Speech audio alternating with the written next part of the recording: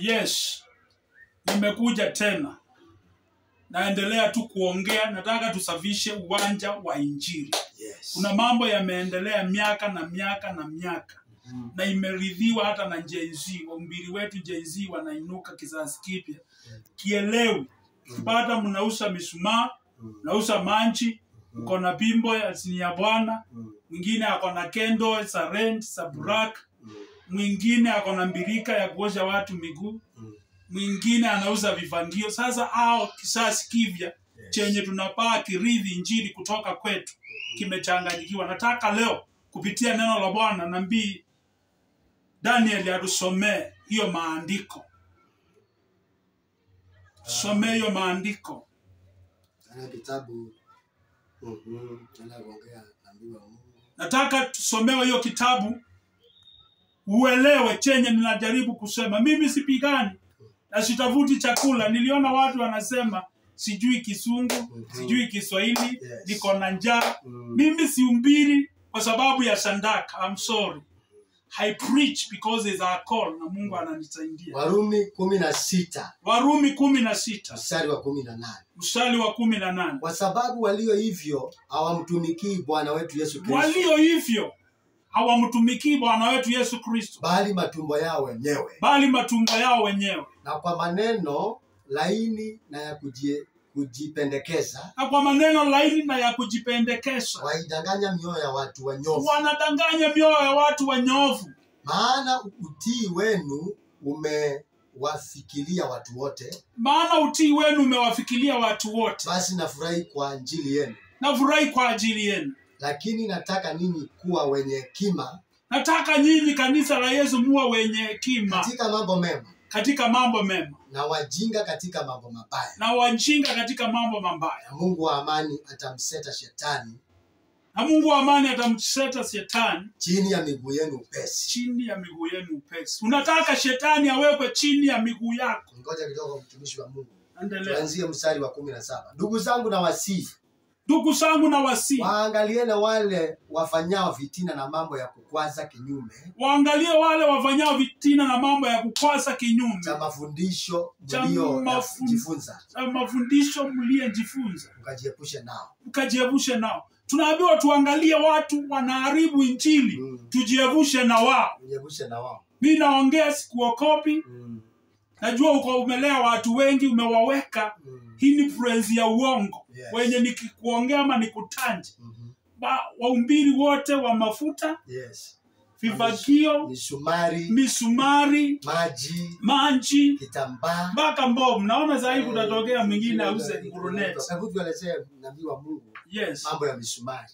Sasa niliona mhubiri huyo na ni mwenye tu alitokea miaka ya hapo nyuma 2007. Akasema Mungu amemwambia akuwe president. Akalete hera. Na ikaingia. Na akanyamaza. Sasa ametokea njuzi na mishumaa. Hata ukinunua hiyo mishumaa kuongelea kwa fenzi yako iko na Roho Mtakatifu. Hiyo ulitoa wapi? Maandiko yanasema tujiepushe na mambo hayo na tutamuona Kristo. Tujiepushe. Mimi nataka niseme hivi. Wewe ulitoa misumari wapi? Ulitoa misumari wapi? Ulitoa misumari wapi? Hiyo ni kitabu gani? Ni kitabu gani? Elezea watu wa Mungu kwa sababu watu wanateseka. Ni wagonjwa au wewe utaki kusoma maandiko Isaia 53 verse 5 kwamba kwa mapigo ya Kristo tutapona. Unapea mtu akaanza msumari.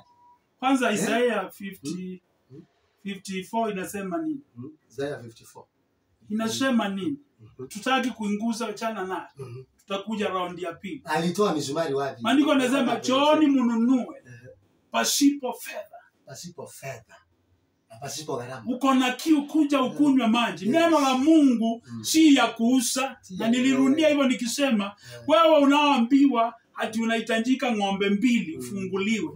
Ng'ombe 3 ufunguliwe. Wagelewe fimbo. Nataka nikuambie hiyo ni upuzi. Dawa ni kumpokea Yesu Kristo na kupreach true and pure gospel. Na kuacha dhambi. Na kuacha dhambi, not prosperity gospel. Huyu hapo tuelezee hii kitambaa watu wamepewa wanaona tabia waende kanisani.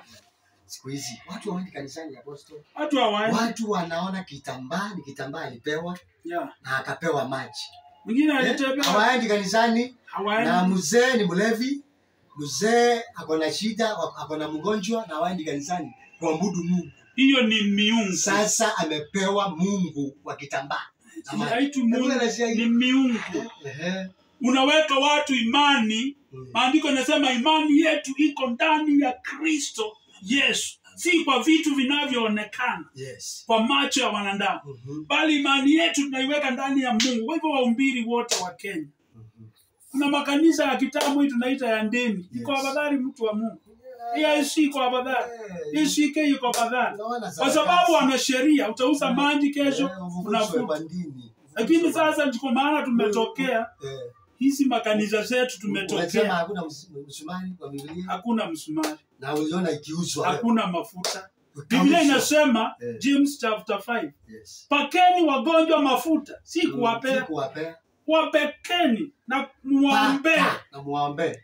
Kwa imani hata kama wamefanya dhambi ya mauti, Mungu atamsamehe huyo mtu. Si kupea watu. Ukataja mhubiri huyu mwenye amekuja ni kama Nairobi amekataliwa. Si ndio? Huyu anauza maji na kitambaa. Huyu Ezekiel. Nataka kumtanja vizuri Ezekiel. Anauza maji hata kijana pale ile crusade uliweka Jacaranda ukianza. Kijana anaitwa aje?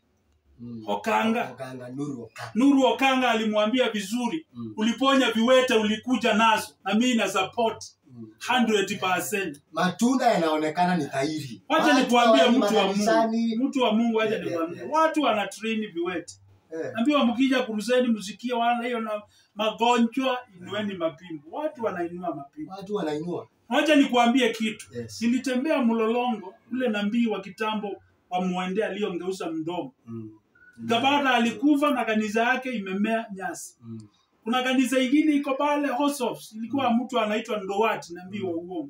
Ilikuwa anaponya ukimwi at instant, unaona TV inafanya. Aliisha na kanisa ikakuwa shule. Manabii wa uongo. Pimbo yenu. Hasira ya Bwana iko juu yenu. Hata kama uko na ndege. Ni wahubiri wanajisifu, niko na ndege nitakuja niinue kuku zenu. Wana gari kubwa. Hebu turudi hapa. Ati anachinda kurushia Wakenya roho ya kifo. Kuna mtu atakufa. Acha niwaambie. Acha nisome. Wewe si useme ni nani atakufa, uache kubahatisha kama wewe ni nabii. Unashinda kusema kunarushia Wakenya roho ya kifo kila wakati. Kuna mtu mkubwa atakufa. Kuna mtu mkubwa atakufa. Kuna mtu mkubwa wewe kwani wewe ni nabii kubahatisha? Huyu nabii kweli na mtu wa Mungu. Nabii wa Mungu. Wewe si utaje ni nani atakufa, waache kushinda kusema kutabiria Wakenya kifo. Anasema anaokoka. Wewe ni nabii wa wapi sasa? Wewe nabii aongopangi. Kama wewe ni nabii, sema nani atakufa, waacha kurushia Wakenya roho ya kifo. Wewe ni muongo. Tunakataa. Wewe ni muongo, tumekataa. Na wenye unarushia hiyo maroho irudi kwako. Na kuna hao watu wanatusi watu kizazi yao. Mtu ameokoka. Injili ya ukweli ikihubiriwa hawezi tusi. Lakini Yesu anaambia wana wa Israeli, nyinyi mnasema ni watoto wa Ibrahimu. Lakini nyinyi si watoto wa Ibrahimu, baba yenu ni shetani. Alikuwa muongo na mwenye matusi kutoka mwanzo. Sasa wewe unaotusiana sikia, sitajibu. Utatusiana niache ikae hapo ukiwa apostle unanitusi. Watu watasoma wanjue wewe si apostle. Mungu atapita kwako. Mungu by the way wa Kenya nataka mshike hii. Shika tu vizuri. Sio sisi tunaongea, Mungu amekasirika. Watu wameuziwa misumari, waliuziwa mchanga. Ukasema wewe ni utakuwa rais wa Kenya. Ukaacha injili. Matunda Yesu alisema tutawajua kwa matunda yao. Huyu mwingine ametokea hapa unamsupport, auze vitambaa, auze maji. Usikie hii, Mungu amekasirika, atapita kwenu. Najua atapita kwenu. Na wewe pastor, mwenyewe naye pia ukumbengiwa na hiyo roho ya kuuza hizo vitu. Ndio unatusi manabii wa Mungu. Mungu atapita kwako. Siku moja utaulizwa na Mungu. Wewe na wewe kakijana, wewe unabahatisha tu kazi hata huna msimamo na unatusi watu wa Mungu. Wewe unafanya kabiashara mama wa saluni na mdomo tu unaongea mimi. Mungu atapita hapo. Sasa tunawaachia Mungu tukimaliza sisi. Maana tu kwa tuongee mchana wote. Sisi hatuongei mchana wote. Wewe nabii muongo unayeuza kitambaa na maji, utuonyeshe kwa Biblia hiyo mstari. Onyesha watu wa Kenya ni wapi misumari inakuwa iko kwa Biblia. Hao wachungaji wenye wanaamini wanateseka pia wao uze. Kama sio Mungu, waache kudanganya watu. Watu wanakuangalia kwa TV mchana yote. Si ati hawezi tuona, si ati hawataki kutusikiza, ni ile sisi tumekataa injili ya uongo. Malizia na tuwezi tukadanganya tupate chakula. Tuwezi.